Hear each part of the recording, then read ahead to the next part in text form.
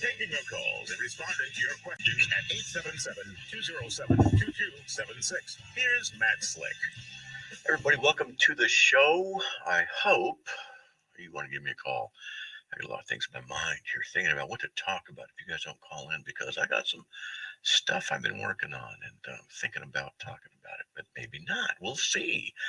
But if you want to give me a call, all you got to do is dial 877-207-2276.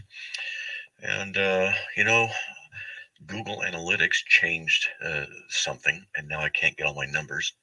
That bothers me. I wish they wouldn't do stuff like that. Things work fine. Hey, let's change it so you can't see your own numbers and you can't see everything. So I'm just kind of whining about that a little bit. And yes, everything should be working. All the sound is good. The sound's good, and everything is there. And yeah, it's working.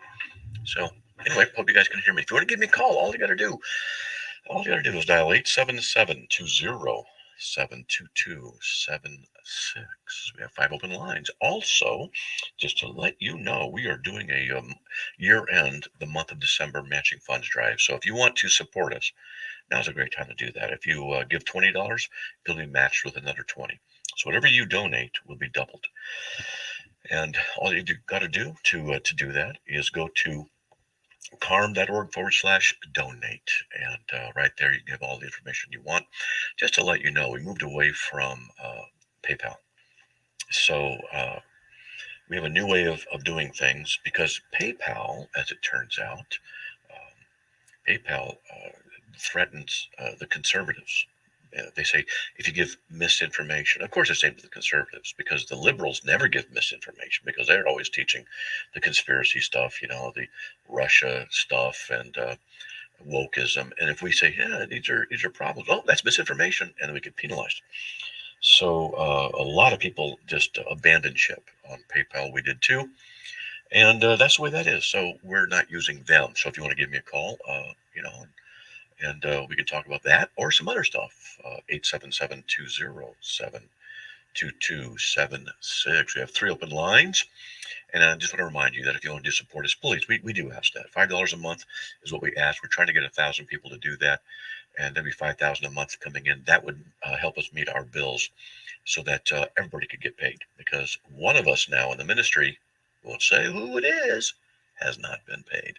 And that's just how it works sometimes. But we want to make sure that we are still working hard to further the kingdom of God. And we are just trusting Him. I hope you are doing that too. I know it's pretty tough for everybody. I hope $5 a month isn't too much. All right. Having said all of that, I think what we could probably do is just jump on to let's just jump on to the phone. Let's get to Evan from Raleigh, North Carolina. Evan, welcome. You are on the air. Hey, Matt. Hey. Just have a question for you. Kind of a Christmas-related question that my wife mentioned a couple weeks ago that I'd never thought of before. And she asked me if Jesus resembled Mary at all. Oh, of course. He got DNA from Mary. And I was wondering, kind of the only objection I could think of was if he would have inherited anything, would he have not also inherited her sin nature? No. But wanted to get your thoughts on that. Yeah, he probably resembled her because it was her genetics. So there's that, and not a problem. We don't know exactly what it would have looked like, because the other part of the genetics, God arranged, manifested, whatever we would call it, in the birth. And as far as original sin goes, it looks like the issue of original sin deals with the propagation of the sin nature through the father. So Adam and Eve were in the garden. She sinned first, but sin entered through Adam, Romans 5:12. And this doctrine called federal headship. So in federal headship, the male represents a descendant, not the female. That's very clearly taught in Scripture. And if people are curious about that, they could go to CARM and they could look up a federal headship. And I've written on it about a bunch of stuff. So if he did not have a biological father, as in Joseph, then the implication is that the sin line was dismissed at him. Okay. Okay, great. That is super helpful. I hadn't thought of it that way. Yeah. And yeah, I realize not the most important question, but just thought it'd be interesting to get your take on that. And that is super helpful. So Yeah, thank you. No, those are good questions. Particularly about Jesus and the sin nature and everything. It's a very important question. So people have asked it over the years, and it's a good question. I've written an article on it as well. At least I believe I have. I've written so many articles, thousands. I've written over 5,000 articles. I can't remember some of the stuff I've written. So, yeah, okay. Good stuff, man. Good. Great. Well, thank you so much. Thinking. You're welcome very much. Hope you have a good day. All right. Hey, we have 4 open lines if you want to give me a call. 877-207-2276. Let's get to Kevin from upstate New York. Welcome. You are on the air. Shalom, Matt. How you doing, bro? Oh, by God's grace, doing well. A lot better than I deserve. That's for sure. So what do you got, big man? So I have a question for you. Mm-hmm. I think there's Okay. Are you there? Can you hear me okay? Yes, I hear you now. Yeah. Okay, you said you had a question? I'm ready. Okay. Yeah, so tomorrow I'm going to be talking with a Black Hebrew Israelite on the YouTube channel. That's not good. And I know he doesn't believe in the deity of Christ, so what I was going to do is I was going to try to take him through Scripture, show how God created everything, and then I was going to show him how Colossians teaches that Jesus created everything, and then I was also going to use the resurrection account to show that God, it says God raised him from the dead. It also says the Spirit raised him from the dead. It says Jesus raised him. So anyway, as I was going through the scriptures to put this stuff together for him so I could go over with him tomorrow, I was looking at Genesis 1:1, right, where it said God created the heaven and the earth. Now, I know some translations put it as heavens, and so it has nothing to do with what I'm going to be talking to him about, but I was curious as why are some translations putting it as heaven and others put it as heavens? I was trying to look and see if it was a plural word, and I couldn't find an answer to it. So I was wondering if you could help me out with that. Yes, it is in the plural. It's samayim, and it's in the plural, and it's the heavens. So no problem. But you have to understand that in the Jewish cosmology, there are 3 heavens. The Jewish thought of 3 heavens. This is the Mormons who need to hear this. So the first level, or the first heaven, is where we walk, where the wind is, where the clouds are, where the birds fly. The second heaven is where the sun and the moon and the stars are. And the third heaven is a dwelling place of God. So they created the heavens would not be creating his own indwelling or a dwelling place, but it would be probably in reference to the first and second, just the material world. And that's all it's talking about. Not a big deal. Okay. Okay, because I know that same word in other parts of Scripture is translated only as heaven. Like, they don't always translate it heavens, like plural. Why is that? Well, I would have to see the context of each one to see what's going on. Sometimes in translations, what they want to do is get the meaning across instead of the literalness. And when the problem with the meaning is that it becomes the meaning of what the translator thinks it means. And that's a problem sometimes. But on the other hand, a literal translation can also have a problem. Because, for example, when it says in the Old Testament that God clears his nostrils at you, well, let's write that out literally. We wouldn't know what that idiom means, but what it means is he's angry. And so they'll say, well, God's anger burned against them. He cleared his nostrils at them, and that's just an old idiom in the Jewish context back then. So there are advantages and disadvantages to being literal and versus meaning. So no, neither one is perfect. When we go to the English. So what I like to do is use interlinears, and you can do it at Bible Hub and blueletterbible.com. Find interlinears. An interlinear is the English and the Hebrew or the Greek, depending where you're at in the Bible, gives a literal transliteration of the word. Like I'm looking at my Bible program. It says heavens, and then it has the Hebrew word, and then the transliteration, samayim. And then I have underneath it, I put my mouse over it. It's a noun, common, masculine, plural, and absolute. Underneath that, it's number 8064. And then I can just take the 8064, put it into a search thing, 8064. And the word occurs 421 times in the Old Testament. and then I can look. And so it's rendered as sky, heaven, heavens, because there's cognates like actor, actors, actress, actresses. Those are cognates of the same word. And so heaven is just in any word has cognates, and that's what's going on there. So you have a different rendition of it depending on the context. Make sense? Yeah, because I use Blue Letter Bible. Good. Okay. And yeah, I can click on the Strong's number they got here. But see, when I'm reading, it tells me a list of definitions that they use. If I go down here, it says beginning chief. They say compare it to the Syriac, Deuteronomy 33. Mm-hmm.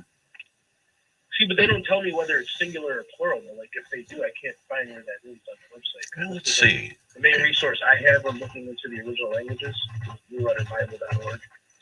Yeah, and so if you what program do you use? Because I don't have that. Is it free or did you have to pay for it? I do Logos, and it's not cheap. Okay, it's just not cheap. And so if I were to go to Genesis, like I'm in Blue Letter Bible, Genesis 1:1, and the King James, whatever, create the heaven, and I'm going to look at the tools next to it, and then I'll go down to heaven, and on the right-hand side, of that, it says on the left, it says phrase 8064 has the Hebrew. On the right, it has HTD/NCMPA.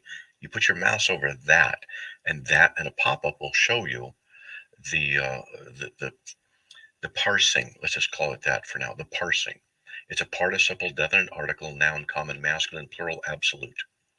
And this has linguistic significance. So when I say to my wife, who speaks French, and I speak, I'm pretty good at Spanish, and I'll say to her, what's the present active indicative, first person singular, of the verb to eat? And she will just tell it to me, because I'm asking for a very specific thing, so I know the form in that construction. So the present active indicative, first person singular of to eat is I eat. And then the second person is you eat. Third person is he, she, or it eats. And then third person plural is they eats. And so I would say. You see, Matt, where it says strong definition? Yeah. See how it says Shamaim, it says rule of singular? Why don't they talk about it being plural? Like, I don't see where it says that. Don't use the King James. Where is it? Just don't use the King James. That's all. And, King James causes problems. Okay. And it just does. Well, I like the Texas receptors. I'm not King James. Well, I'm just telling you, King James, it causes problems like this. And there's some other places where the King James is pretty bad. Titus 2:13, it doesn't render the Greek properly, and the Granville Sharp rule, Romans 5:18, it blows it. But it's a great Bible. But if you want real serious study, NASB is where you want to go. We got to go. There's a break. Okay, buddy? Got to go. All right, man. Thanks for answering my call, man. All right, God bless.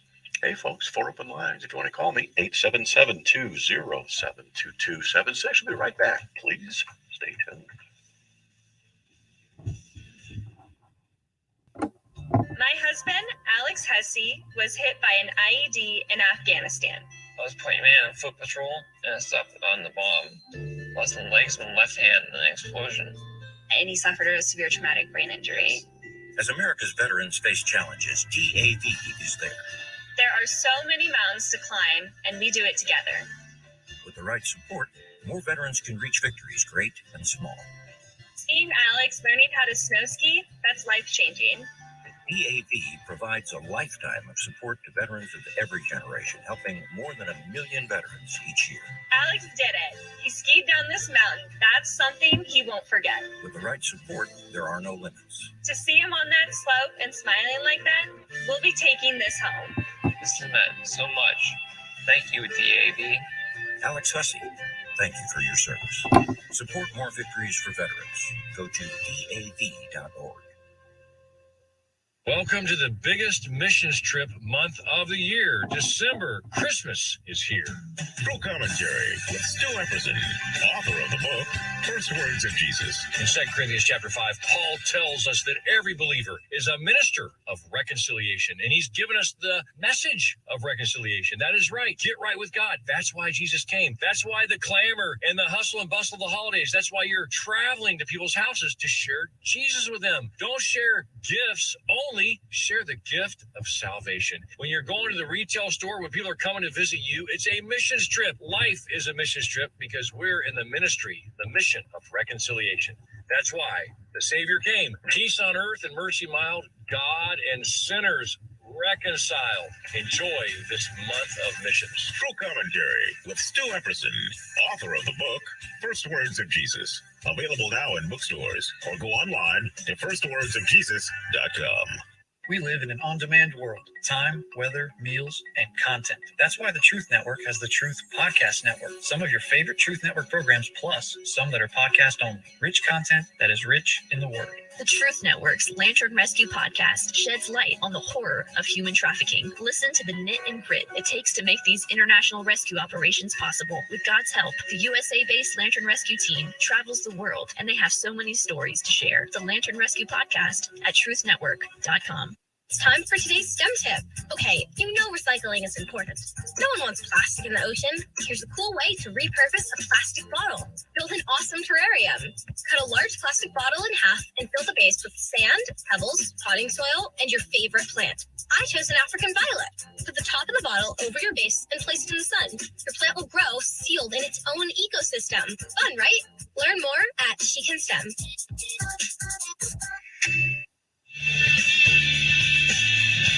It's Matt Slick Live, taking your calls at 877-207-2276. Here's Matt Slick. Everybody, welcome back to the show. I just want to give you a reminder. We have 3 online schools. If you want to check them out, you can go to learn.carm.org. Just learn, to learn something. 3 schools, one on Christian theology, one on apologetics, and one on critical thinking. So I'll tell you, you learn what's in there, you're going to learn a lot. And it's made easy and simple and step by step. So if you think I can't learn that stuff, oh yes, you can. It's one lesson at a time, and I build one upon the other and teach a lot of stuff. So there you go, if you want to check it out. All right, let's get on the phone with Nelson from Bakersfield. That's in California. Welcome, brother. You're on the air. Misiones Mateo, hermano Mateo. Hey. Gracias, hombre. Con usted también. What do you got, man? Yeah, I got a question. I think I know I called you all back and asked this question, and no, I have a little bit more. How do I say? More questions. That's okay. If you can help me in Matthew 8, verse. I think it's verse 12. I can bring that up real quick. Matthew 8:12. Okay. Yeah. And the sons of kingdom will be cast into outer darkness. In that place there will be weeping and gnashing of teeth. Yes. Yeah. Now, because a friend of mine, I think I don't remember, but a friend of mine, a brother in the Lord, he believes that refers to, it connects with 1 Corinthians 3, verse 10 through 15, where the ones that build on hay, wood, and stubble, I think, Okay. and their evidence will be burned up. Mm-hmm. So, what is it connected with the So I told him. Connected with the what? Matthew 13. You said, is it connected with the, and then you didn't finish. So I want to know, connected with, that's okay. Yeah, that's what I'm getting. Is it connected with Matthew 13, 41 and 42, where it says, and okay, yeah, takes out of his kingdom, yeah, the wicked. I told him, I think there's a connection there. Am I right or am I wrong? I'm not sure what you're getting at yet. So in 1 Corinthians 3:10 through 15, it talks about those people who do not trust in the true Lord, and their works are not in harmony with what God has designed. They're usually selfish. They're not saved, and so what they've done is will be destroyed. Then there's also an interpretation dealing with if you are a Christian and you have done a lot of things for selfish reasons, even as a Christian, then those good works for the selfish reasons will just be burned up on the day of judgment. You'll suffer loss of reward. Now, in Matthew, you mentioned Matthew 8:12, I believe it was, and the sons of the kingdom will be cast out into outer darkness, and weeping and gnashing of teeth. Well, that's judgment upon those who have rejected the Messiah. And in Matthew 13, 30 through roughly 45, is talking about the parable of the wheat and the tares. And the wheat are the good and the tares are the bad. The wheat are and so the first ones taken are not the good, but the bad. And they're the ones who are taken out of God's kingdom, because Jesus interprets the parable starting in verse 40 of Matthew 13. And so he says, allow both to go together till the time of the end. And I'll say to the reapers, first gather the tares and burn them and bundle them up. I think it's Matthew 13:30. And so this is eschatological here in Matthew 13, and is tied to the return of Christ and the taking of the good. But the taking of the good is preceded by the taking of the bad. And that's consistent with Matthew 24:37 through the end of the chapter, and Luke 17:26 through the end of the chapter, where two men in the field, one is taken, one is left. The ones who are taken are the wicked. It's not the good who are taken. It's a commonly misunderstood verse. So this is all consistent, and there's a harmonious teaching there. Now, we're talking also about the new covenant and some other stuff in there. But long story short, those who trusted in Christ don't go to hell. Those who have not trusted in Christ will go to hell. And then the eschatological reign, when the Lord returns, the wicked will be the ones who are taken out of the kingdom first and cast into the lake of fire, and then where those who alive remain will be caught up, and then new heavens and new earth are made. Okay. Okay, yeah, because he interpreted it where that those who right there on verse 12 of Matthew 8, it says they're thrown into outer darkness, and where there'll be weeping and gnashing of teeth. Mm-hmm. And he believes that those are believers who are going to be purified for 1,000 years. Yeah, that's heresy. During the millennium. Yeah, that's heresy. And so that is a false teaching. So, yeah, exactly. That was just like that. No, and so, it's false teaching. Let me explain why. No one is purified through their own suffering. They're purified through the blood of Christ, God in flesh, who died on the cross. And anyone who would teach that we have to go to some place of outer darkness for a period of time to suffer for our sins and be purified, and then we go to heaven, is teaching damnable heresy. It's denying the true gospel. And there are a lot of groups and people who teach this. And Roman Catholicism teaches it, Mormonism teaches it, and other groups teach a form of punishment and purification in the afterlife. And when you've suffered accordingly, then you're made worthy to go be with God. And this is earning salvation by your works, by your suffering. Yeah. And that's a false doctrine. And that's what all the false religions teach. Okay. No, yeah, I mean, when he really broke it down to me a while back, I'm like, well, that's like you're teaching purgatory right there, that which is not in the Bible.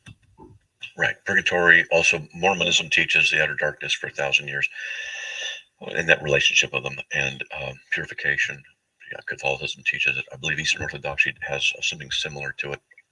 I was talking to someone recently. I forgot what group he was in. Yeah. Taught something else like that. Yeah, you're purified for a little while in the afterlife. Okay. And and Muslims. I actually talked to a guy, which, to my surprise, I could verify this. He said it's commonly held in Islam, and really, that there's basically different levels of being a good Muslim. All Muslims end up going to paradise, he said. I don't buy this, but anyway, I got to verify it.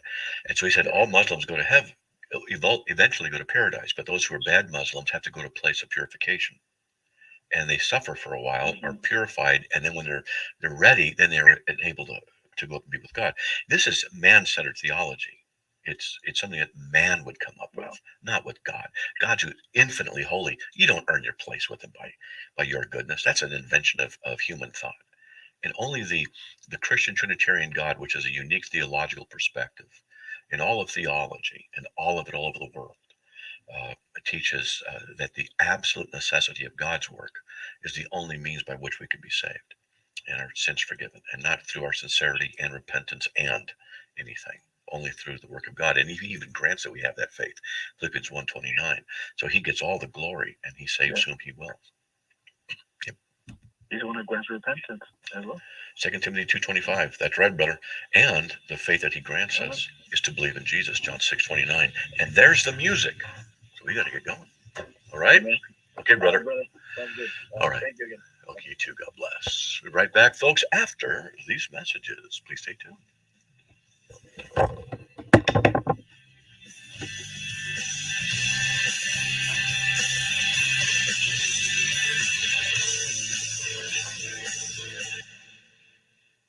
Love Finding, here's Adrian Rogers with a treasure from the Word. A real friend has a sanctifying influence on your life. He will make you a better person. And the test of your friendship is, am I a better person because of my friend?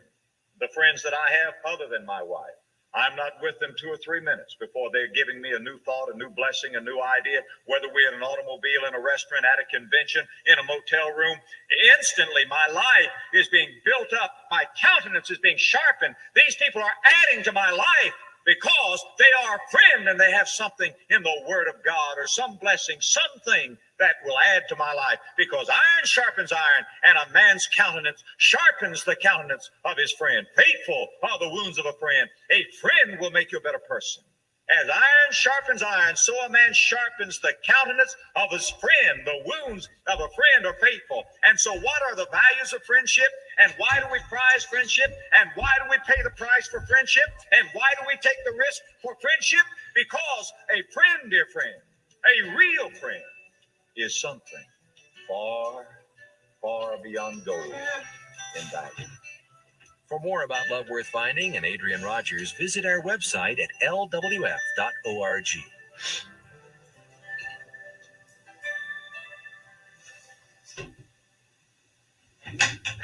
Hi, I'm Juan Reyes. I'm a home builder, and I have a question for all of you out there who are building your dream home. Are you making plans so your home will have healthier indoor air?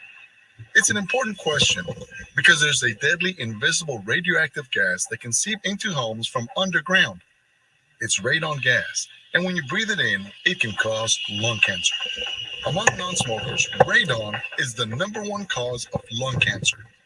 The good news is that it's simple to build a home, so radon is not a problem.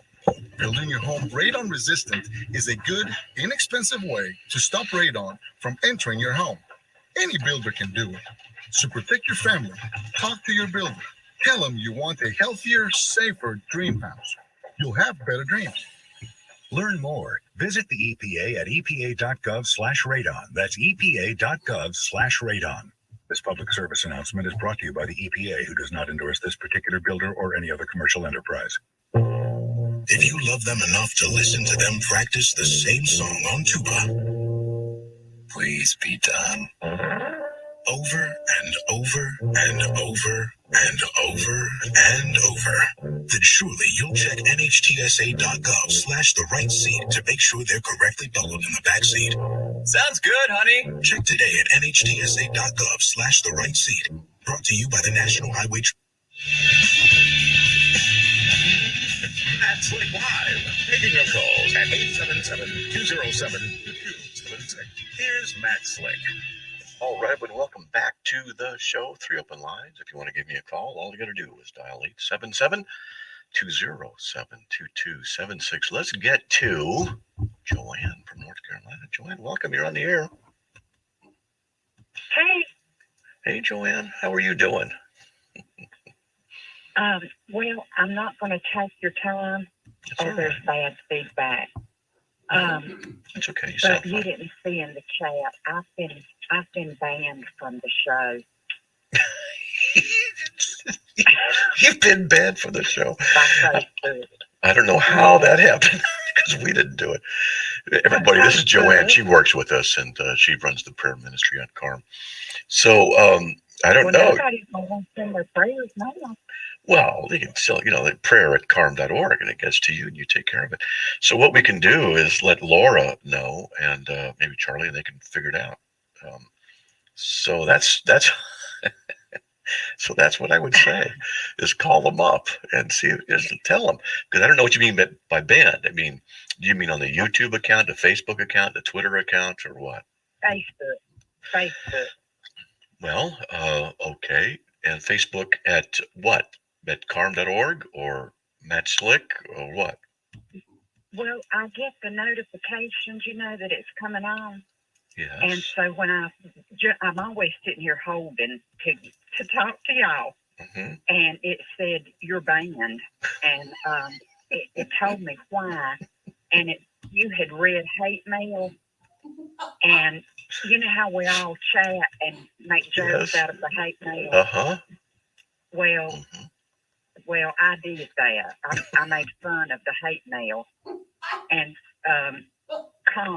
Bill cannot be there, Yes. I said, don't make me come to Texas. You know how I'm on my way to Napa. Yes, I know what you mean. I'm sorry, I'm laughing. Well, you know what? They usually will give you a 2-week, a spanking. You're out for a couple of weeks. So, or you just try another Facebook account, or try another account, and you get in that way. It's all just no big deal. And you can use a VPN. I got on. Oh, now you're talking French to me. But I got on that, and I said, "This is Joanne, and I'm banned." Okay. And you didn't see it, and so Laura saw it and put a wow face. Okay. And I said, "Tell him." And then I thought, well, she doesn't know the whole story. Well, that's but okay. It's Tom's fault. Well, I got one of my shows kicked off the air last week because a Kit called up and he talked about vaccines, and we think that's why they took that show off. They gave us a warning. Yeah, so we're moving into we're going to move to Rumble and some other stuff. We're tired of the Gestapo mentality of the left, so that's in the works. All right, but yeah. Well, they said I'm violent. You? That's impossible. Yeah, that's impossible. But it's just they're just leftist wacko morons. You can't even say a joke, and then they get on you, and then they have this misinformation czar crud that they go through, and you don't say something perfectly according to what they think is true.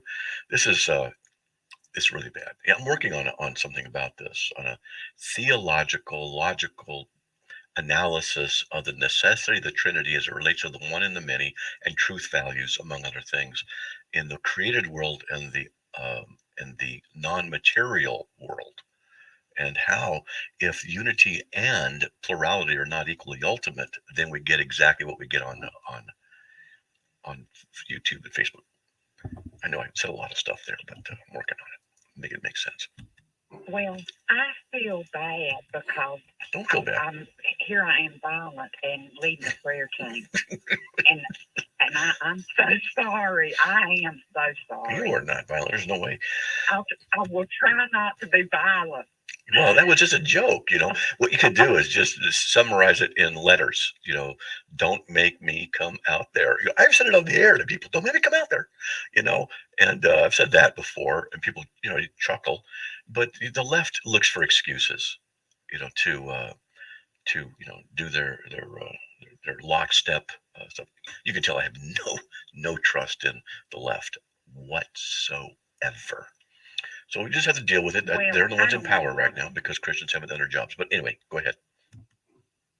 But I'm sorry, and nothing to be sorry of. Nothing to be sorry about. So just get another account and just come visit us on another account until the penalty passes. On television, but I can't. They won't let me talk. Well, man, what an open door! What an open door! I gotta be careful what I say now. I could really say some stuff, get myself in trouble. Yeah. Oh, darn. You better be careful what you say. That's right. I better be careful. I'll be on my way to Napa. That's right. See, there you go. All right. I'll be bringing Greek sandwiches. That's right. That's right. I get threatened with those all the time from you ladies. Okay. That's all right. Well, I miss y'all. I miss y'all. I really do. And I'm sorry. I feel bad. Don't worry about it. Sign up for another Facebook account. Just go. That's all you got to do. All right. And if that doesn't work, just get a free VPN. I disputed it. What's that? I disputed it and told them that it was a joke and that they could even ask you. Yeah. But they're not going to ask you. No, they don't care. No, they're not going to trust me or anybody. They're just leftist moron wackos, and they're commies, socialists. They've been brainwashed by the media and the school system, and so it's bad news. Okay. Be careful, they're going to take me and you both off. Yeah, who cares? I got more important things to do And than I worry about see a them. They're difference in the losers. shelf and the room, and I can't even tell you. That's all right. Don't worry about it. You can just text Laura, and then she can put it in there. We'll work around it. But we're going to try to get Rumble going, and then that'll be where we're going to be going mostly. Okay? It'll happen. May have to sign up Well, for happy it. birthday, Merry Christmas, and Happy New Year. All right. There you go. Okay. And Happy Valentine's. Okay. Well, thanks a lot, Joanne. We appreciate it. Got a good laugh. Before that. Oh, hopefully. Yeah. Okay. All right. See y'all later. Okay. We'll see you. God bless. Okay. God. Whoops. That's Joanne, and she runs the prayer ministry. And if you want, you need prayers, during these holidays, all you got to do is just email us at prayer@carm.org. And she heads it up, and there's a prayer team, and she takes it and takes the prayer requests and gives them to different people, and they pray. They actually have a prayer team. All right, let's get to Josh from Beaufort, South Carolina. Welcome. You're on the air. Hey, Matt. Yay. Hey, so I have a question. I'm in a discipleship group with 3 other guys, and this question came up towards the end of our meeting. And I was wondering what your opinion on it. So, the question is, can God's actions be influenced by our prayers? That's a very good question, and it's a very difficult one to answer. There are different ways we could answer it. If you go to James 5:16, the effective prayer of a righteous man can accomplish much. So what James is telling us is that our prayers can accomplish things. Well, wait a minute. How do our prayers accomplish something if God from all eternity has decreed whatsoever shall come to pass? I don't know how that works. It's above my pay grade. But we know that the more we pray, the more things are affected. So there seems to be a way that God has ordained that we who pray affect him. But when we pray, it's because he wants us to pray, and he works us to pray what he wants us to pray, to affect him from all eternity. And yet we're freely doing it. So there's different ways of looking at it, and it's a difficult question. And so what we do is by faith say, the effective prayer of a righteous man can accomplish much. We believe it. We don't understand how it all works, which is okay. And we move forward. That's all. No, not a big deal. Okay? Okay. Yeah. So it's a good question, and I don't have a great answer. I have halfway semi-competent answers that raise questions when we look at them. How about that? Gotcha. All right. Well, hey, I appreciate it. All right. Sounds good, buddy. God bless. Okay. The issue he's talking about there, I won't get into it deeply here, but it's about God's eternal knowledge, eternal decrees. All that exists because of his will, but there's different levels of will: decretive, prescriptive, and permissive, and what he ordains and what he permits. But what he permits is a form of ordination, but what he permits is not directly caused. Then we get into the issue of efficient causation, proximate, and ultimate causation. Is how these things relate. And then we ask, how can God ordain all of these things, and yet our prayers influence him? And we just say, I don't know. And yet God ordains, get this, God ordains that our prayers accomplish much with him, because it's what he wanted to accomplish by our prayers from eternity past. So they work. A lot of discussions have been had over the years about that topic. Let's give the phone number out, 877-207-2276. Let's get to Brandon from Richmond, Virginia. Welcome. You're on the air. Oops, there's a break. Hey, man, Brandon. how are you? I'm fine. There's a break. Bad timing. Can you hold on? We'll be right back after the break. Okay, buddy? Sure. No problem. All right. Hey, folks, 4 open lines. If you want to give me a call, 877-207-2276. We'll be right back.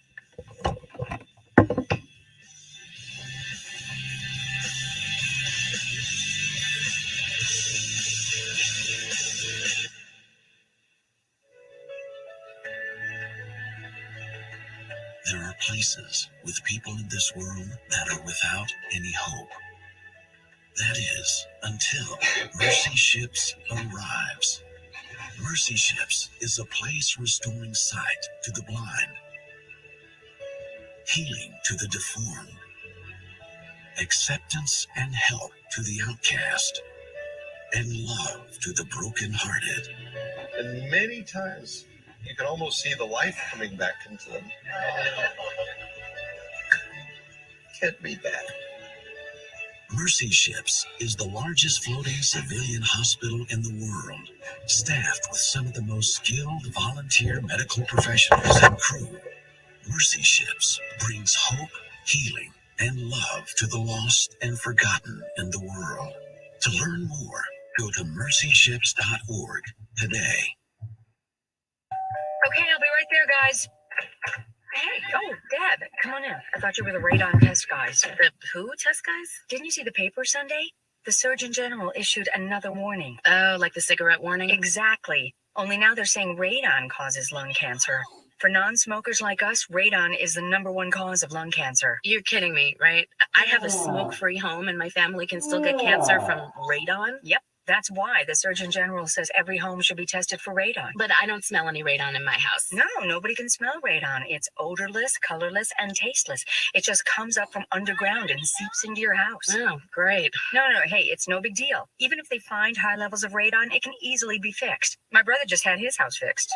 Now that's the radon test guys. So how did you find them? First, you go to the EPA website. Learn more. Visit the EPA at epa.gov/radon. That's epa.gov/radon. Mommy, I'll get it. Oh, I'll be right there. Me too. The mission of Paralyzed Veterans of America is clear: accessibility. Veterans who have served and sacrificed the best of themselves deserve access to the best our country has to offer. Access to meaningful employment. Access to the veterans' benefits they've earned. Accessible homes and vehicles. And access to every part of their communities. With PVA staff working inside VA hospitals, no other veterans organization has provided more real-time, ongoing support for paralyzed veterans and their families.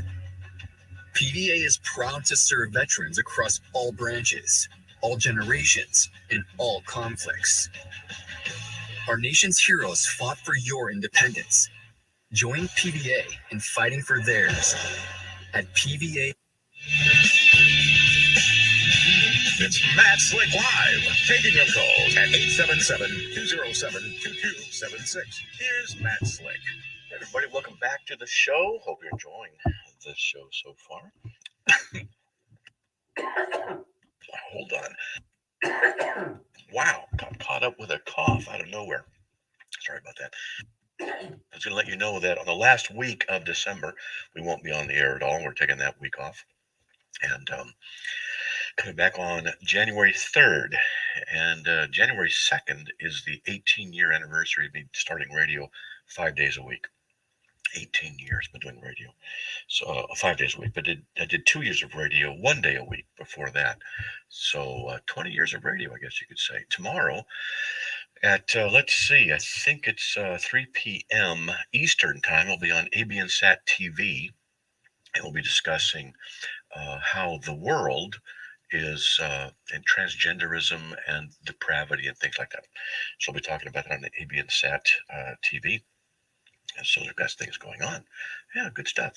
And so if you want to support us, please consider doing that. All you got to do is go to CARM.org, CARM.org/donate.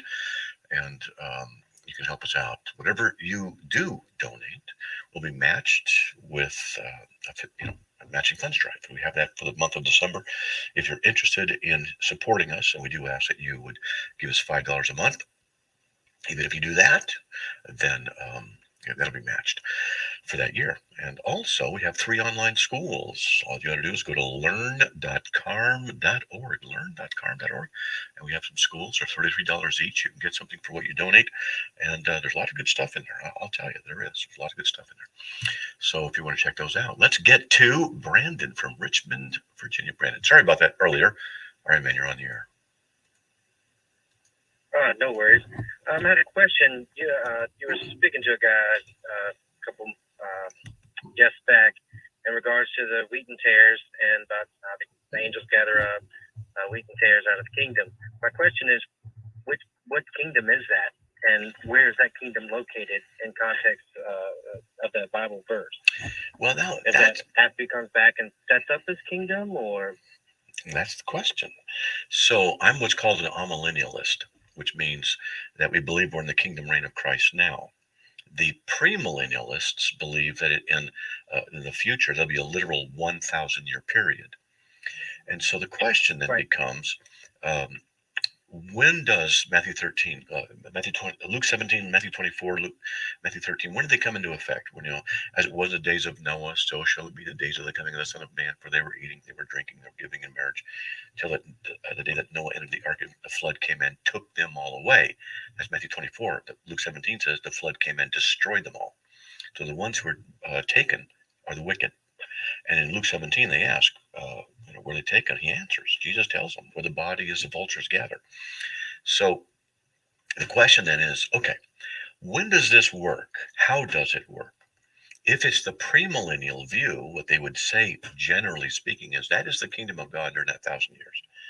And that as people rise up and war against God, then he will take them out of his 1,000-year reign kingdom, and he'll destroy them. That's what that is. But they can't use, when the field one is taken as pre-tribulation rapture, because it's not about that at all. And they usually do that. They rip it out of context. I'm so amazed at how people do that and never look at the context, never do parallel searching, and never find out what's really being taught. That's really a bad sign for a lot of churches that can't get that. But nevertheless, in the amillennial position, which is the position I hold, and maybe I'm wrong, but that's just the position I hold, is that we are in the reign of Christ now, because he is prophet, priest, and he is king. And he is reigning right now with us. And he says that that his kingdom is not of this world, but the kingdom he's talking about is a spiritual world. It's not in the physical. It's among the people in whom he is the king and the Lord in this world. And so he has that sovereignty in that sense, and that's the amillennial position. And that, so we get to Matthew 13, then we see, well, what that means is at the end of this age that the wicked are taken. So each position has strengths and weaknesses. I'll just tell you that. Yeah. They do. Gotcha. Okay. Yeah. No one position answers it all, and like I said, I'm an amillennialist, and I believe it for different reasons. And I don't think they can answer the questions that I would raise. But then there's others who say, well, I can't answer the questions they raise. And so we go back and forth, we smile, and we just say, well, we'll find out one day, and that's okay with me. All right. Well, thank you. I appreciate it. All right, Brandon. God bless.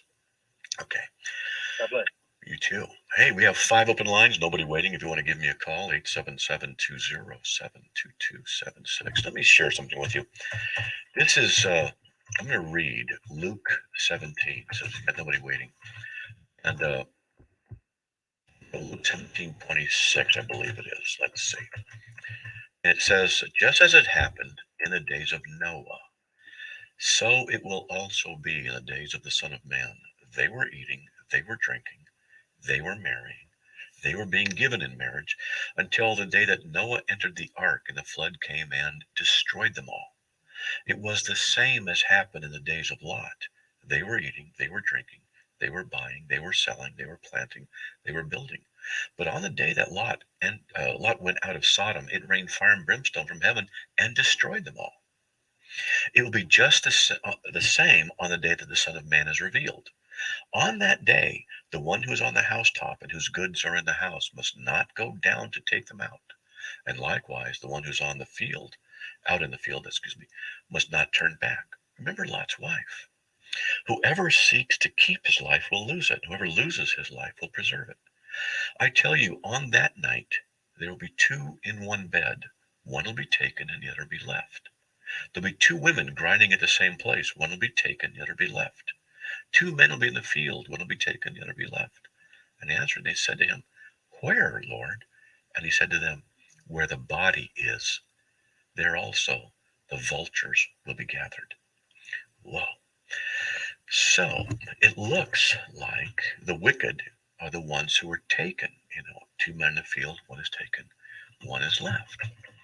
And when we take this and we go to, let's see, where is it? Revelation 16:13. Now, what I'm going to do is read it, and I'm going to have a little fun.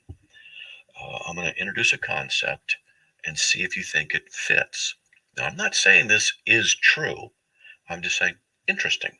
It's just an interesting relationship, and that's all I'm doing is just bringing this out for an interesting relationship. Frogs jump, don't they?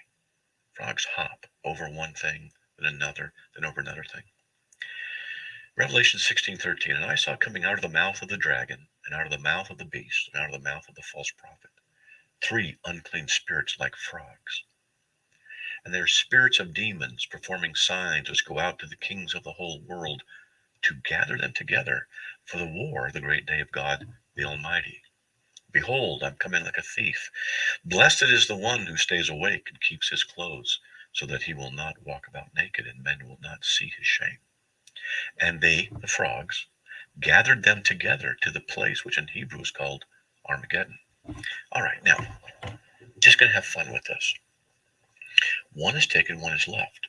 The 3 unclean spirits go out and gather them for Armageddon, to gather to a place called Armageddon.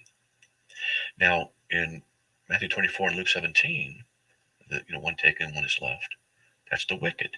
And in the end of Luke 17, where are they taken? Where the body is, the vultures gather. So, just asking the question, could it be that Matthew 24, Luke 17, is talking about this event of Revelation 16, where the unclean spirits like frogs, the wicked, go out to gather people for Armageddon, which is where the bodies and the vultures will be. Could it be? 2 men in the field, one is taken, one is left. That's the wicked. And what they're taken is the place of Armageddon. Now, I think it's interesting. I think it's an interesting parallel. Now, I'm not going to die on that hill and say, that is the truth. That's what you got to believe. I don't do that. I say, here's some interesting information. What do you think of this? And to me, that's rather intriguing. I learned this from somebody else years ago. And I remember thinking, wow, the unclean spirits like frogs go out to gather them together. I've known for years and years that the issue of 2 men in the field, one is taken, one is left. Well, it's a pre-trib rapture. No, it's not. I'm sorry. I'll debate anybody on that one. It's just not. It's not what it is. Just read the context and you'll find out it's not. And so what bothers me is that they don't read the context. So many people. Now, that doesn't disprove pre-trib rapture. It just means those verses can't be used for it. That's all that means. Now, since we also have this Revelation 16:13 through 16 pericope, where the 3 unclean spirits, like frogs, go out. Wait a minute, did I say that? Let's see. Coming out of the dragon, out of the mouth of the beast, out of the mouth of the false prophet. 3 unclean spirits like frogs. 3 unclean spirits. Sometimes I'll read something. And why 3? That intrigues me. I wonder why 3 unclean spirits. Let's see, Revelation 18:2, cross-reference. He cried out with a mighty voice, saying, Fallen, fallen is Babylon the Great. She has become a dwelling place of demons, and a prison of every unclean spirit, and a prison of every unclean and hateful bird. Well, we'll get into that now. So nevertheless, the guy brought up earlier, Matthew 13. So he's only got about 2 left in the show. Let me read Matthew 13, some of the stuff. This is starting in verse 24. It talks about the tares and the wheat. The kingdom of heaven may be compared to a man who sowed good seed in his field. But while the men were sleeping, the enemy came and sowed tares among the wheat and went away. But when the wheat sprouted and bore grain, then the tares became evident also. The slaves of the landowner came and said to him, Sir, did you not sow good seed in your field? How then do we have tares? And he said to them, an enemy has done this. The slaves said to him, do you want us then to go and gather them up? But he said, no, for while you're gathering up the tares, you may root up the wheat with them. Verse 30, allow both to grow together until the harvest. And in the time of the harvest, I will say to the reapers, first gather up the tares and bind them in bundles to burn them up, but gather the wheat into my barn. So here's a question. Is the first ones gathered, being the tares, the same thing as the unclean spirits gathering them to Armageddon? I don't know. In verse 36, they started asking Jesus, could you explain this? And he does. The one who sows the good seeds, the Son of Man. The field is the world. The good seed, the sons of the kingdom. The tares are the sons of the evil one. The enemy who sowed them is the devil, and the harvest is the end of the age. And the reapers are the angels. Now that's significant. What is the end of the age? There's only two ages in the Bible, this age and the age to come. So the end of the age will be the end of this age. And he says, so just as the tares are gathered up and burned with fire, so shall it be at the end of the age. The Son of Man will send forth his angels, and they'll gather out of his kingdom all stumbling blocks and those who commit lawlessness, and throw them into the furnace of fire. Ooh, interesting stuff. It fits in both amill so far and pre-mill views. We could talk about it sometime. I can narrow it down even further. But hey, I thought that might be interesting to talk about in the last 5 minutes of the show. There's the music. I got to get out of here. May the Lord bless you and by his grace. Be back on there tomorrow. We'll talk to you then. Have a great evening, everyone. God bless.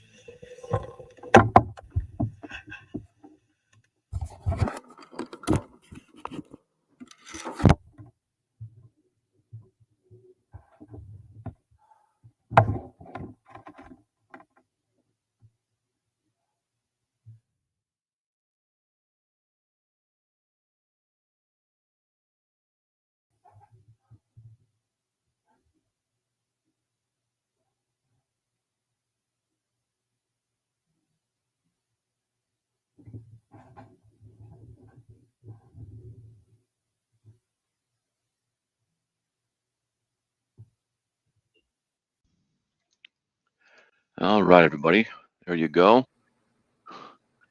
I have to periodically hit a couple of buttons over here in the laptop I'm updating.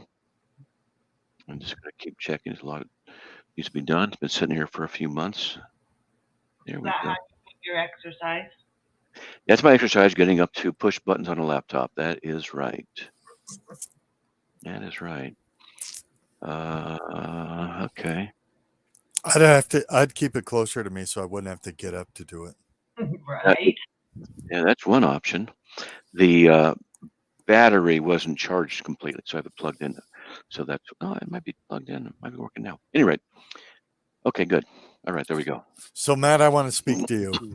Okay, good. You are doing that. Yeah. I just think it's a shame that your whole answer that you gave me the last time I called about honesty and lying and everything was taken off the internet because you asked about my health and we got into talking about vaccines. That's a real shame because you gave a great answer about lying and our integrity before the Lord and everything. And I think that would have helped other people to hear it. Yeah. You know, God is sovereign. He allows it. And it motivates us to push to make things better in a different direction. That's all right.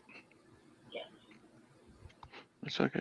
I'm not worried about it. When Laura told me about it, I thought she was saying she took down the video in order to protect me because I called in about lying. And so that really upset me. And then she explained to me that's not what happened.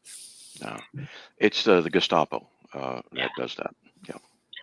Well, and the Gestapo lets the guy, the troll that I report constantly, sometimes 10 times during a show, post pornographic stuff, and that's okay.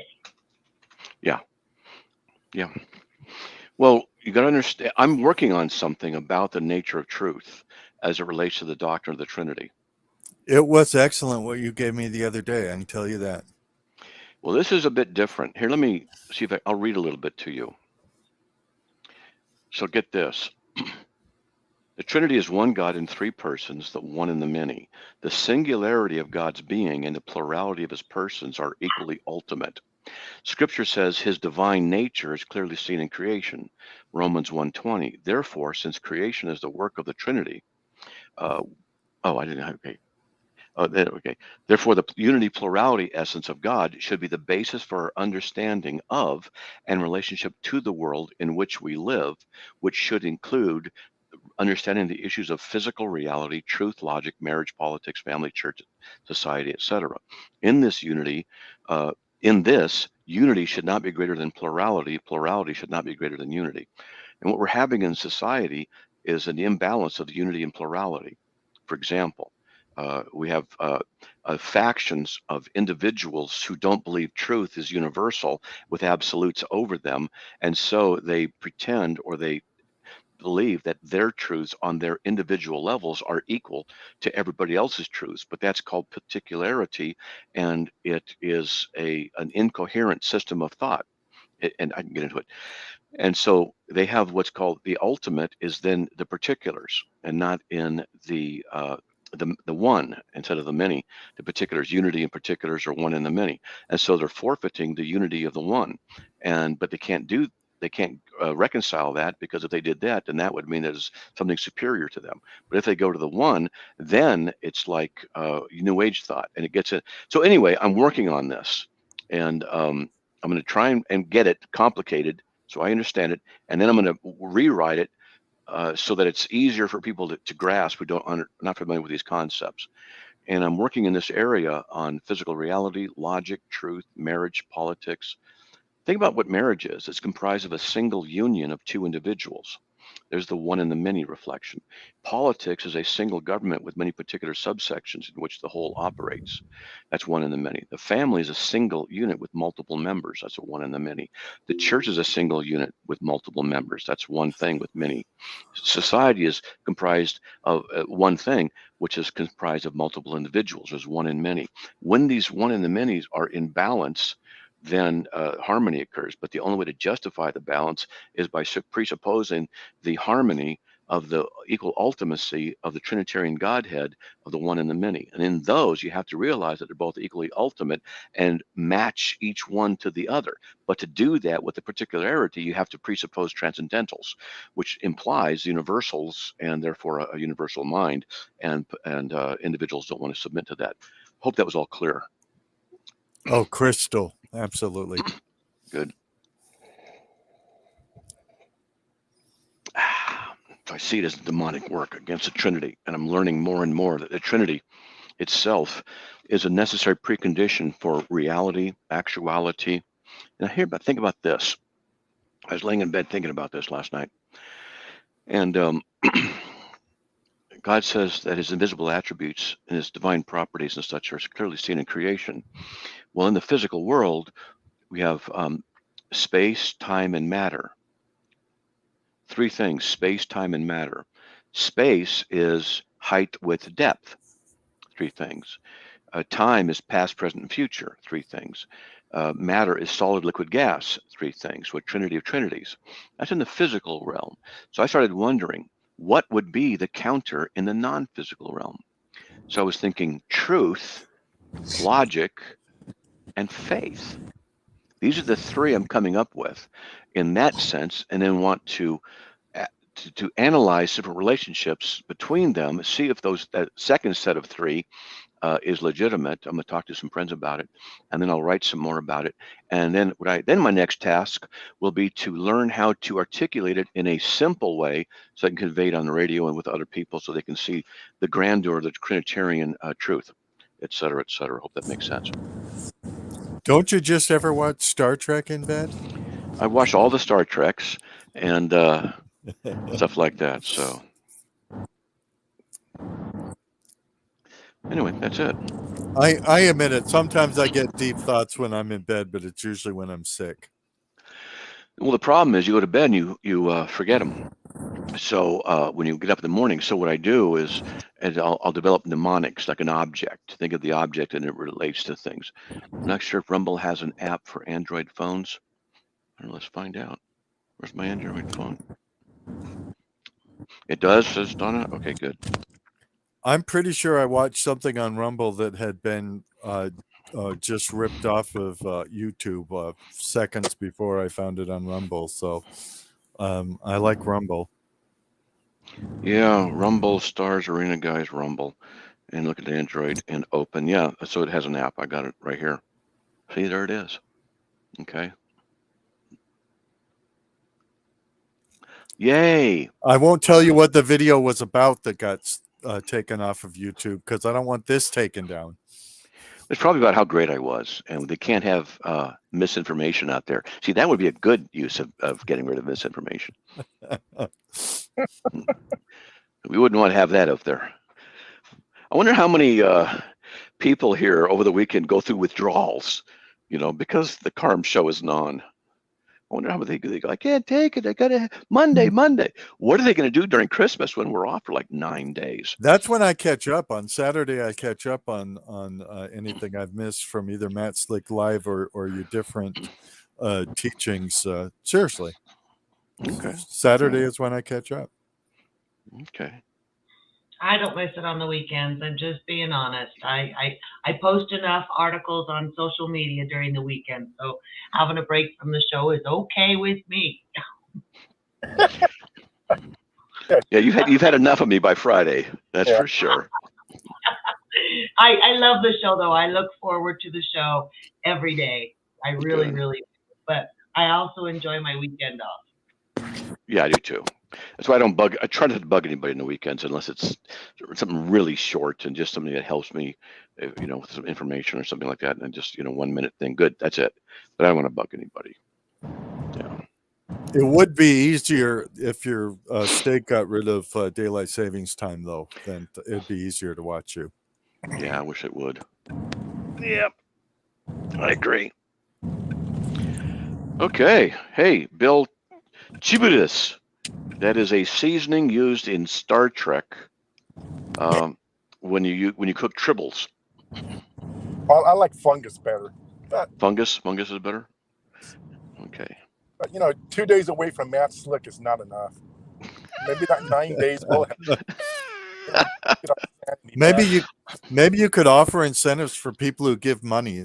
It'll give them more time away from Matt Slick. That would be good, wouldn't it? That would be helpful. That's true. Let's see if we can get into the calendar thing here. I did think it was weird when one of your CARM people called up and said, I'm banned, I'm barred. That was funny. Yeah, it does happen, doesn't it? Yep. Weird things happen, but that's okay. We just deal with it. And I like her because she answers the prayer line. So that's important stuff there. Yeah, it is. Yeah, it is. Okay, that's installing. Okay, good. Joanne is amazing, and she is not violent. She's the biggest sweetheart wears her heart on the sleeve. She just loves everybody. For her to say, them to say that she's violent is just ridiculous. It is. It's stupid. But then stupid hasn't stopped these powers to be. Yeah. It's what it is. So anyway, hope you guys had a good weekend. My wife's brother and his wife are here. They're leaving tomorrow, the next day.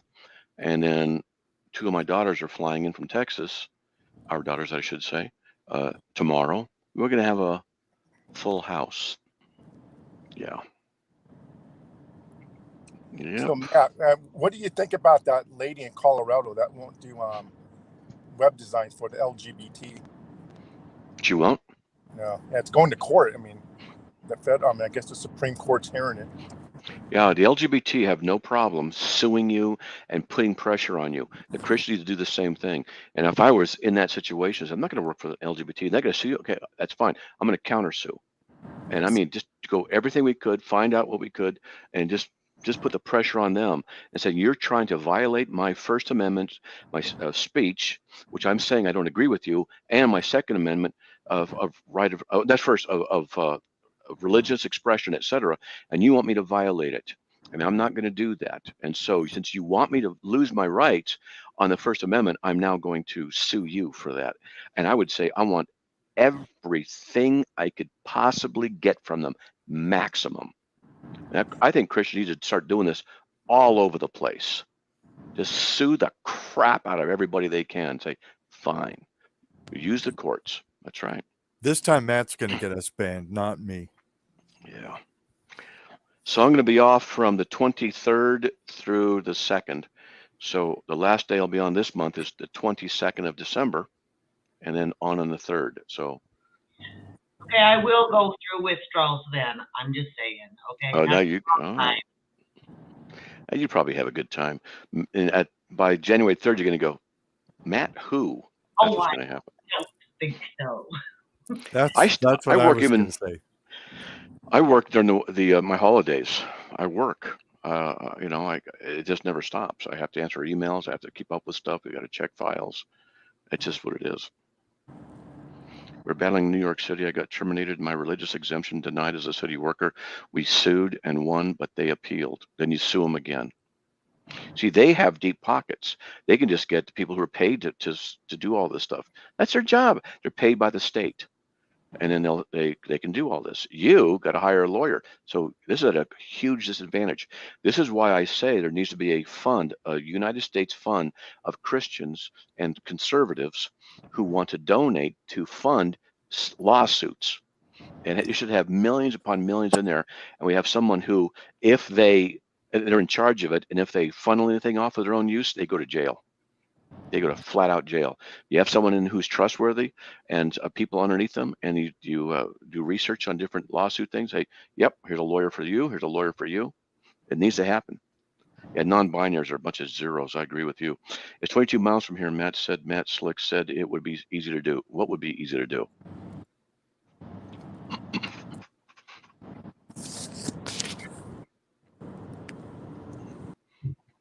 Okay. Let's see. Doing an update. Windows 10 here. That's good. And won't do Windows 11. That's all right. So anyway, there you go. Okay. Here, look at this.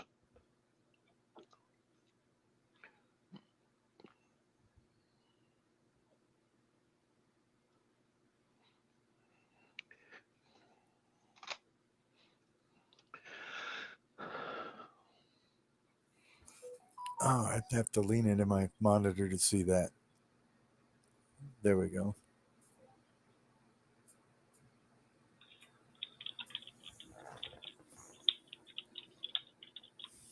See, it's English on one side, the Greek on another. Cool, huh? This isn't your first one, is it? Oh, no. I've had several. I've had them for decades. I was going to say, I have several Bibles like that are either Hebrew on one side and English on the other, or Greek on one side and English on the other. Just showing people they can go, that exists? Yeah. I just happen to have it in my desk. So I have one, the Kingdom Interlinear Translation. For the Jehovah's Witnesses. Of course, we call it the Kit, which is a great name. What's great about it is it actually shows what's in the Greek, and so it shows what they added even to their Greek text to make it say what the Bible doesn't really say. That's right. That's exactly right. Okay, so Bill wanted me to hold it up. It's why they don't publish it anymore. Yeah, I have the Purple People Leader, the green one. I have a bunch. Isn't that cool? You see, that's how it works. Let's see. It's hard to read it when you hold it up, but that's just because you're not steady, and it's hard to be steady on. Oh, the cover? You can get it on Amazon. It's like $40, $50. Okay. And has a textual apparatus too. Let me show you guys something.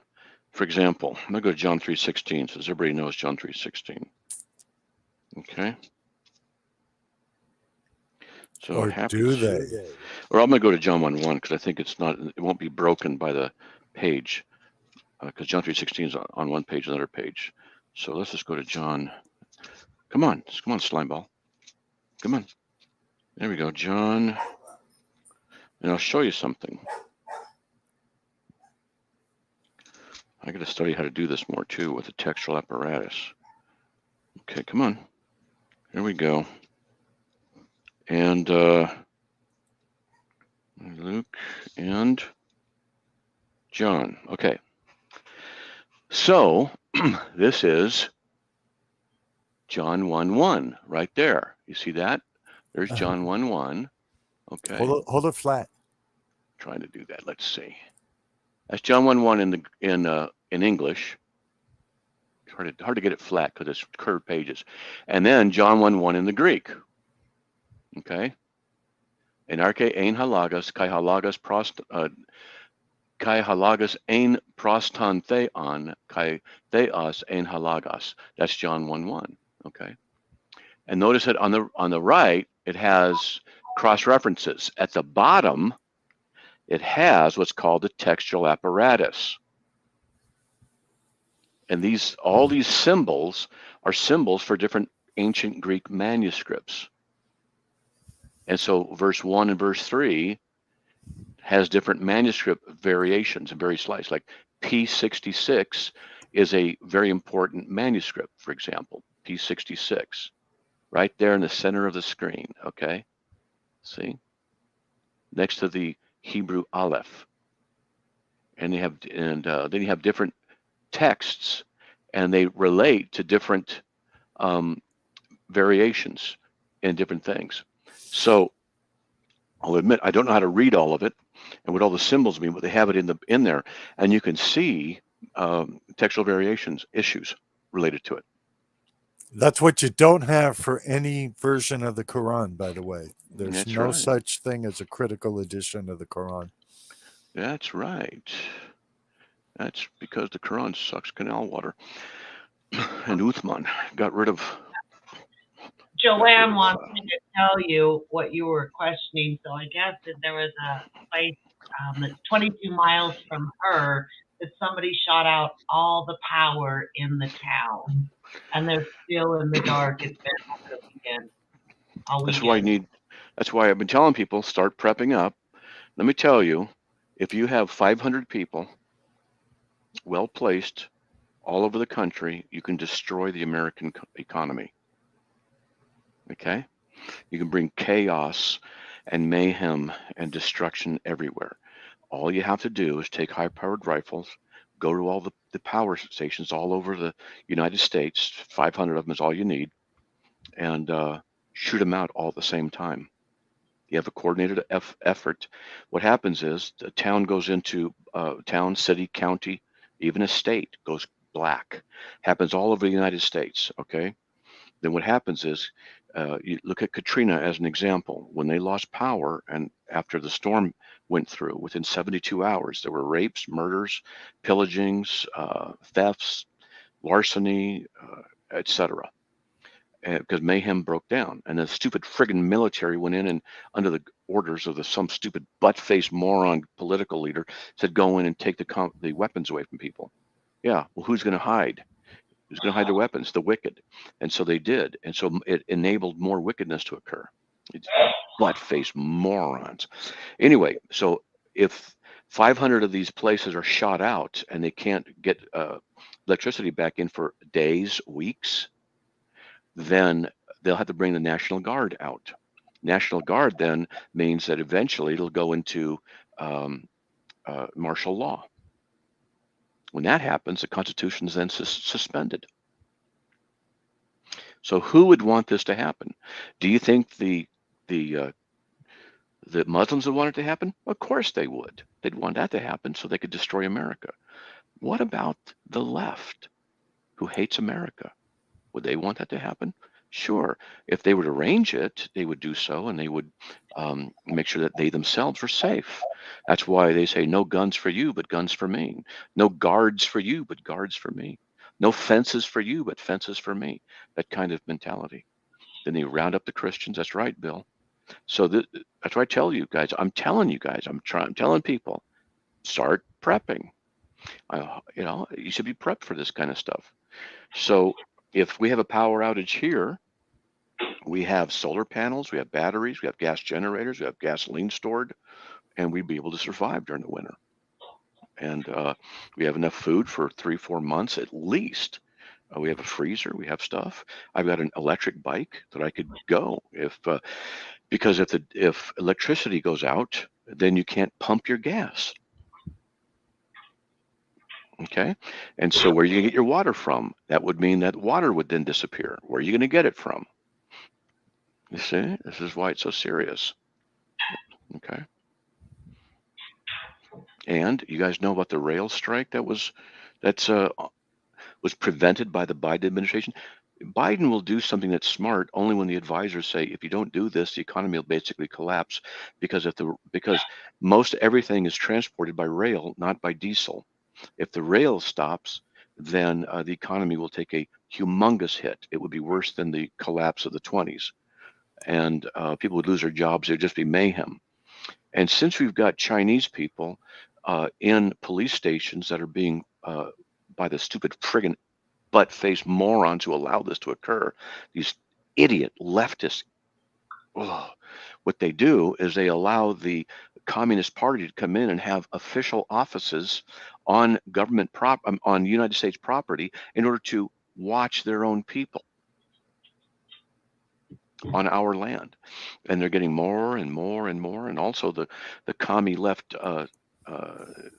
Chinese, what they're doing is buying up land near, within 10 miles of military bases, all over the place within a certain distance. Well, why are they doing that? Because they want to monitor the military. They are preparing. This kind of preparation is for invasion. If the economy of America collapses, then they can send over millions upon millions of troops quickly and invade America and take a stronghold. That's all they got to do.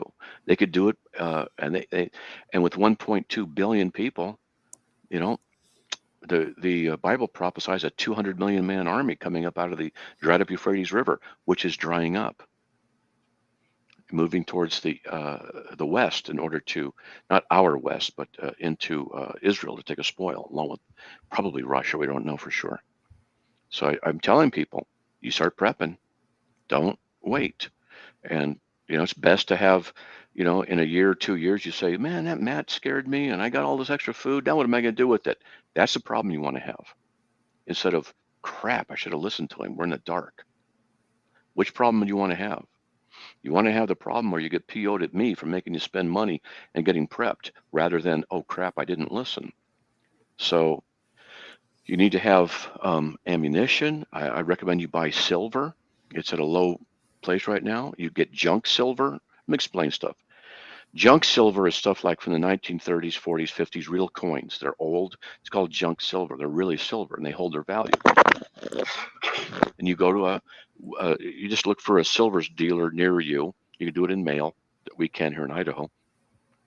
And in fact, one of the main headquarters for silver is just 15 miles from me. And so I can go there in person. It's really kind of fun. But, and they ship all over the United States. So you can order silver, junk silver, say $100, do it $100 a month.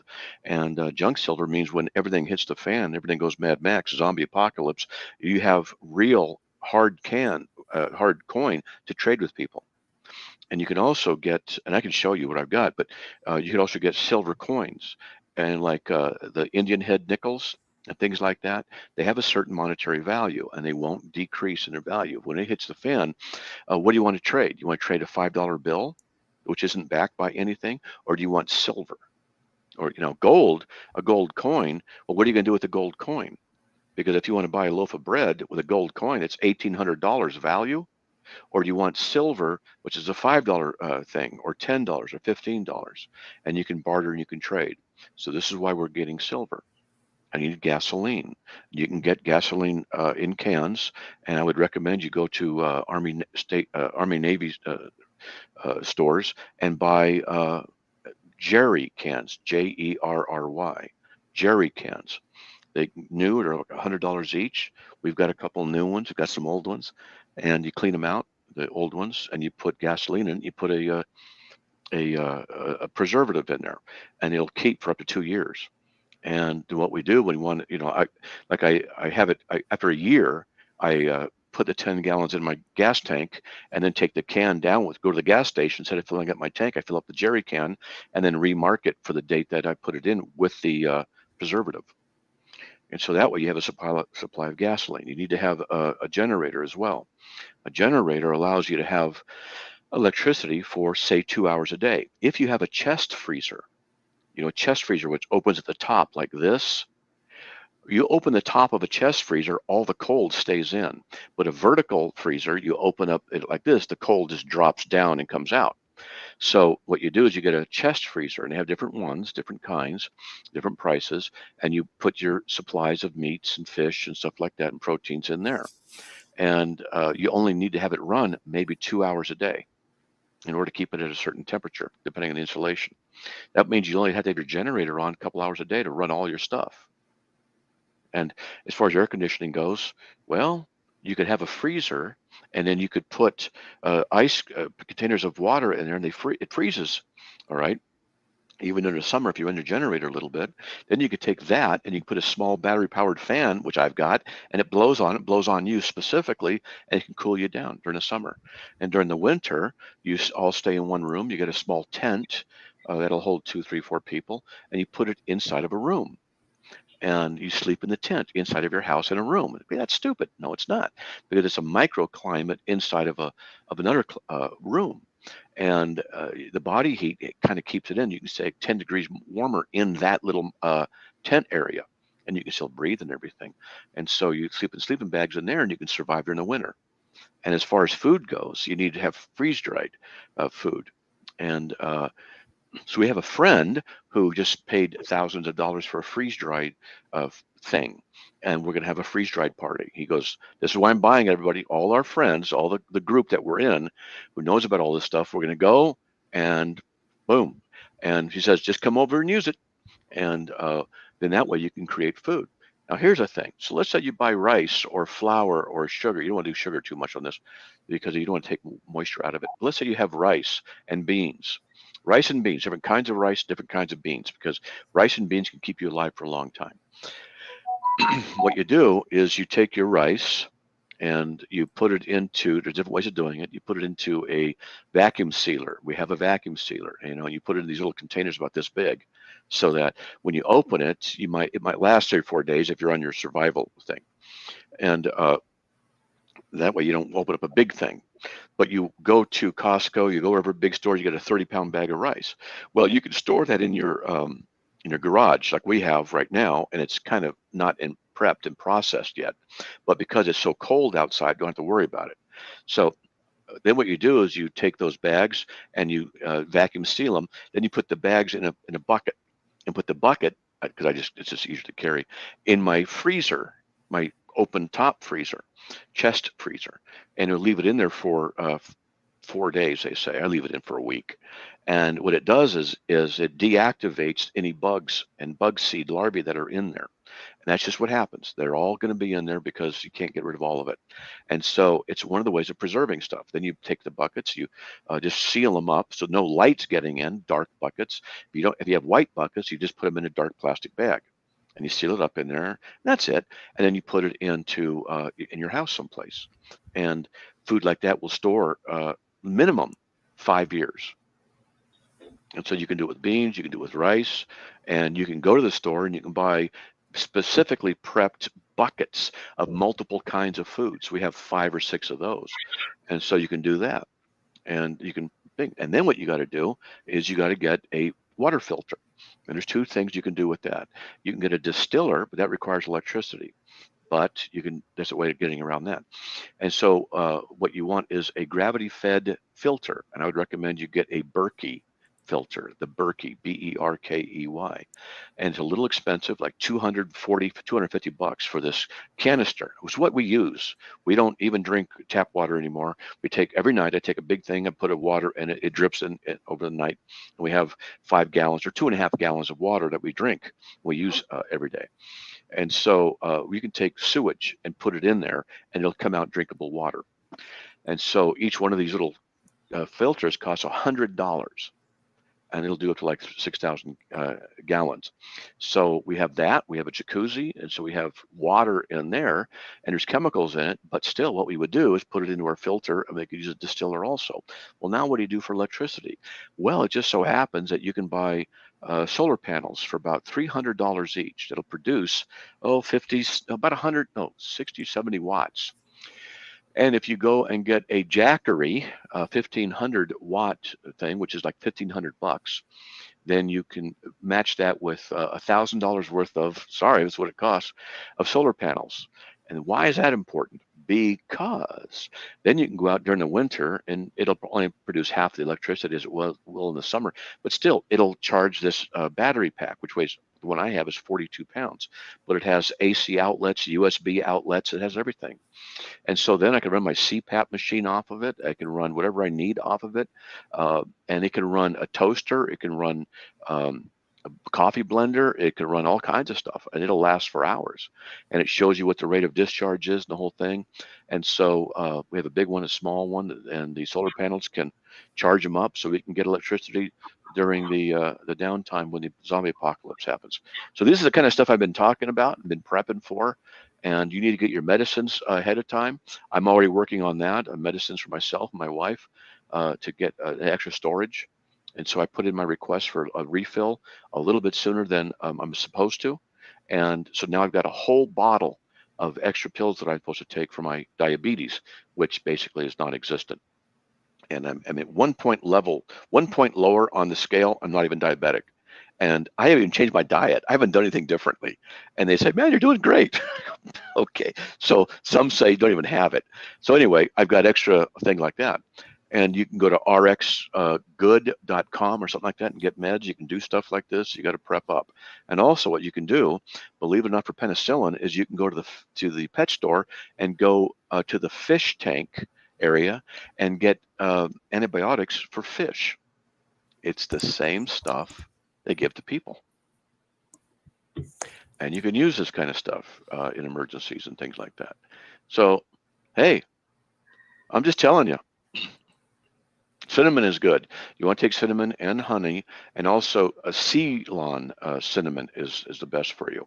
And you also want to get Hawaiian salt, or not Hawaiian, Himalayan salt. The reason you want Himalayan salt is it has a bunch of minerals in it. And Himalayan salt, you don't need very much. You could do a teaspoon a day, if that, half a teaspoon. It has a lot of minerals in it. So let's say it's really bad and you're whatever, you lost your minerals, whatever. You can just put some in water. It tastes a little salty, but who cares? And there's different things you can do. And so in my car, I have a 5-gallon bucket. That's my go bucket. So a go bag is a bag, it happens, you're being invaded by the Andromeda strain galaxy hunters, and they're after humans for food source. And so you want to hop into your car and you need a go bag. And a go bag has your supplies, your minimum emergency stuff. It has, knives, it has water, it'll supply a little bit of food that stays for a long period of time, a compass, it's got fire starter stuff, it's got a little tent, it's whatever. And so it's called a go bag, and there are different kinds of go bags for different stuff. Well, I've got one in my car. And the reason I have one in my car is sometimes if I go out left or right out there, boom, flat tire, whatever it is, if I'm stuck overnight, I can just get my go bag. I can tough it out in the evening. I remember I wanted to do this when once I was in southern Idaho coming back from speaking someplace. And I had to take a road, and for 20 minutes, 30, 40 minutes, nobody. I didn't see a single car, nobody, and no lights. And I'm like, man, my GPS was guiding me. I'm like, I hope this works. And what if my car would just blow a gasket right now? And because there was no cell service out there. I'm like, this is a perfect storm. If just one more thing happens, my car breaks down. It didn't. I got home, but it never left me. So I have a go bucket because you never know where you're going to be. The evening might come and you might get a call from somebody. I need help. Okay, and you get in your car and you go, and on the way back, because they're out in the boonies, right?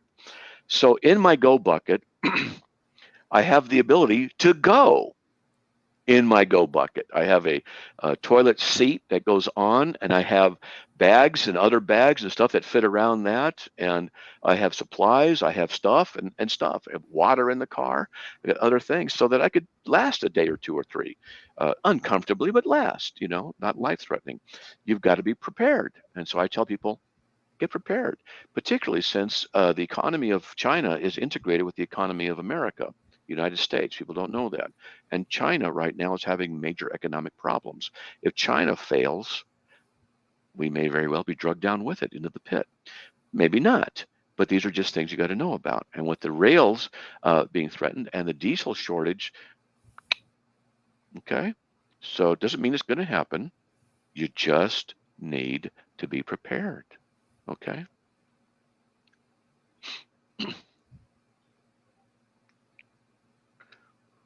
Okay. What about nuclear pulse bombs? Oh, you mean EMPs? Then all your electronics are shot. That's another thing. I haven't done this yet. You go to a grocery store, Home Depot, whatever it is, and you buy a 20-gallon trash can. They have them about that size, and they're aluminum. They're metal. And what you do is you take a cardboard box and you cut it so that you can line it up with cardboard. So anything you put in there will not touch the metal. And you have to do this around the whole thing. You can use styrofoam, you can use whatever you want. Cardboard is just a good thing. And the lid. And the lid, you do everything. The lid, you do the sides, you do everything. And then you put all your electronics in there, an extra set of electronics, and they stay in there. You put batteries in there, whatever. That's another thing I could tell you about. Yeah, it's called a Faraday cage. That's right, Faraday cage. And so if there's an EMP, a solar flare, then electronics in my house go down. I've got my radio, I've got another phone, I've got whatever it is. I can put in there an old spare of this or that and walkie-talkies, and it's unaffected by it. So every 11 years, the sun activates a little bit more angrier. And 3 years ago, it wasn't the 11-year cycle thing, but it was 3 years ago, a solar flare erupted, and it went off in a different direction than Earth. But they were saying if that particular one had hit Earth, it would have knocked out GPS satellites. It would have knocked out power grids all over the United States. We've been back 150 years like that. When that happens, it'll be mayhem because everyone depends on the grid for supplies of food. And let me tell you, you better have your stuff ready, okay? Because if it hits the fan. Now, the Bible talks about one world government. Now, I'm not saying this is the case, but why would we need a one world government? What would happen if every country, most every country, economic collapse, EMP, solar flares, diesel shortage, rail shortage, whatever you want to call it, all electrical grid goes down and there's mayhem? Well, what we got to do is suspend the Constitution, suspend the king, suspend the queen, suspend that parliament over here, and everybody starts coming underneath one single global leader who starts putting things in places in order for us to be able to do well. Oh, he's so great. Now, by the way, you got to take a mark either here or on your right hand in order to buy and sell. I built a Faraday cage when I was a carpenter. It's easy to do. It was a big one. I worked for, let's say a defense contractor in Southern California, and they needed a room in which they could hold their conferences that was unable to be bugged or monitored from the outside. And so I didn't know what we were building at first, but it was so strange. They finally told me this is a room that cannot be infiltrated by any kind of electronic from outside, unless there's a direct wire connection inside. But yes. Yeah, they didn't allow anything inside that could be used. But they said even if something was used, it wouldn't be able to penetrate or escape. Well, here's the thing I'm wondering about, because I got my computer sitting down here, and I have some old monitors in the garage, and I want to build not just a Faraday cage, but a box. And I'm wondering if there's a way to put, because they have different kinds of metal sheeting and and like wire mesh. I wonder if I could put it around here, having one side open and still have it be a Faraday susceptible or Faraday efficient cage, but I don't think so. I think you have to have it all the way around it. So I got to research that. Yes, little by little. We started building it off the ground and surrounded it with something that gave the appearance of a chain link fence, top, bottoms, ends, sides. Yeah, it was wrapped.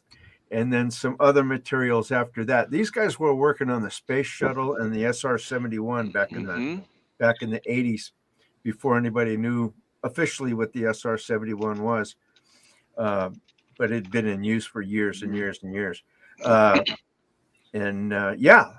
This was an amazing place where I learned a lot. And I actually got a chance to weld monkey bars into the ventilation system. And I says, what do you call them monkey bars for? When they were showing me how to do it, they go, because the enemy actually takes these capuchin monkeys, the little organ grinder monkeys that tip their hat to you and take your penny.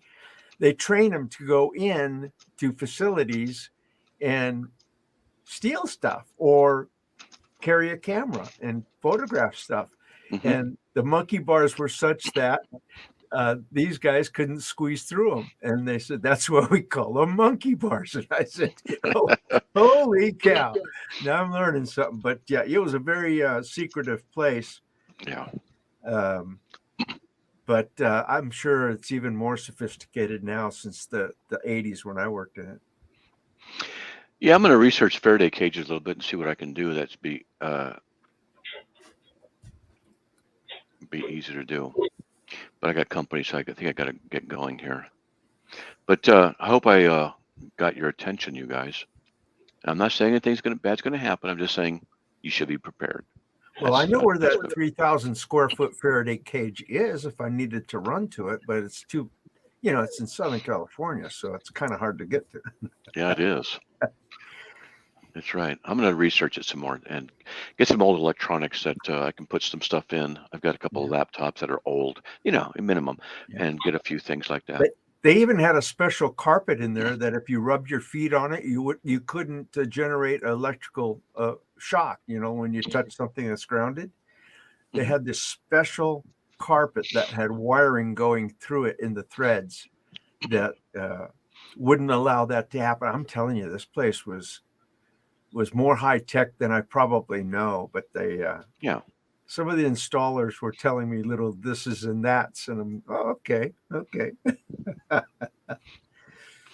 Yeah, they got Faraday cages. I have a Faraday bag. I can put my cell phone in it, and it cannot be read, detected, anything. Yep. Oh well, I got to get going. I'm hearing noises and stuff. My wife's brother and his wife are here. She has Huntington's disease and stuff. So park your car in a Faraday carport. There you go. Okay. I want to hear how people start prepping. I want to hear, I'm doing this, I'm doing that now because of what you said. I want to hear that. I want to hear a little more food, a little more this, a little more that. That's good. All right. And if you don't need it, you don't need it. It's okay. I have solar panels on the house. I'm sorry, I sent you a message, Matt. I sent it to the phone from my computer, so I don't know if it'll get to you, but I also sent it to your private email. Okay. I wondered, the question and the screenshot will explain it. Okay. So in that case, let me look to my private email, which only has 883 in it. Yeah, I just sent it 10 minutes ago. It's something I didn't know you had set up for us. Oh, yeah. Yeah. We've already got a Rumble account. Absolutely. Oh, okay. Is that the one? Oh, okay. I guess so. It looks like it. But yeah, we're going to be working on it tomorrow. That's the deal now. All right. Well, that's the name I've got the account under right there. So there you go. If there's an alternate one, let me know because that's all right. Oh, well, whatever. Okay. Okay. Sounds good. Okay. We'll see you guys. Right. Okay, everybody. God bless. Okay. Bye.